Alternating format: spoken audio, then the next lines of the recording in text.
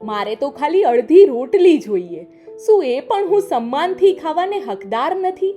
આ સાંભળીને એવી લાગણી થઈ કે ભૂખ તો પેટની હતી, પણ ચોટ એ દિલ પર થઈ હતી.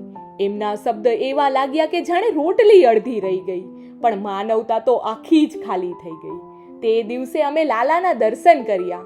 વરસાદ વરસી રહ્યો હતો, પણ જવું જરૂરી હતું, કારણ કે એક દાદા મુશ્કેલીમાં હતા. તમને ત્યાં પુષ્કળ મજા આવશે. તમારા જેવડા લોકો, શુદ્ધ અને સાત્વિક જમવાનું, બધી ફેસિલિટી તમને ત્યાં મળશે. બરાબર?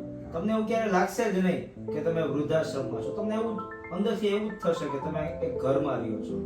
હાથ પકડીને કહ્યું, ચાલો દાદા, તમે બેઘર નથી, નવું ઘર તમારી રાહ જોઈ રહ્યું છે.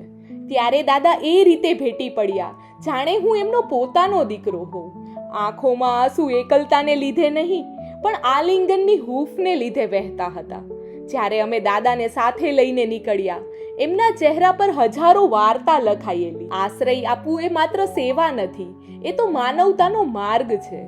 અંદર પ્રવેશતા જ અમે દાદાની આરતી ઉતારી, અને જ્યારે અમે દાદાના પગ ધોઈ રહ્યા હતા, એ પાણી જાણે આખી જિંદગીના દુઃખોને વહાવી ગયું. અને જ્યારે પાણી માથા પર ચડાવ્યું, ત્યારે એવું લાગ્યું પિતાના પગ ધોવા એ માત્ર પરંપરા નથી, એ એમના જીવનના સફરને સલામ કરવાનું એક રૂપ છે. જ્યારે દાદાના પગ રૂમાલથી સાફ કર્યા અને એમના પગ પર ફૂલોનો વરસાદ કર્યો, ત્યારે દાદાના ચહેરા પર સ્મિત આવી ગયું.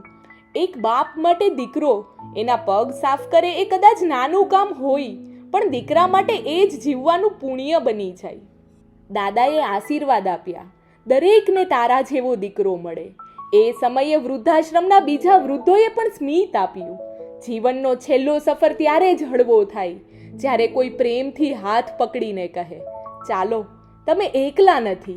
આજે દાદા પાસે બધું છે, ઘર છે, મિત્ર છે, પરિવાર જેવો સાથ છે, અને એક દીકરો છે જે ક્યારેય એમનો હાથ છોડવાનો નથી.